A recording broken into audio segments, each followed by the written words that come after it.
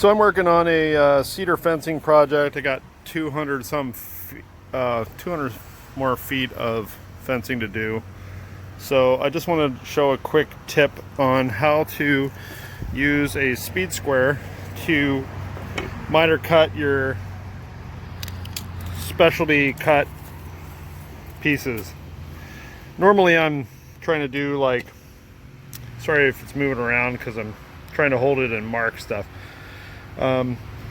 But normally I'm trying to do this on 72 on center, but I have this guy right here that needs to get some specialty cuts. So I'm gonna bring the speed square out, put it roughly here, get this guy lined up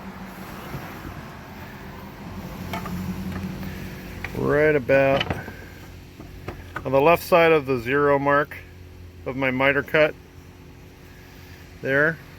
See that? Get that line right there on that, and then you hold this up against here nice and solid and run your cut across.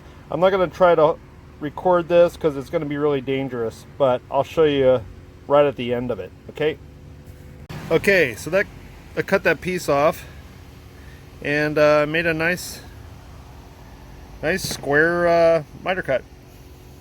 So there's how you can use this as a fence for miter cuts out in the field.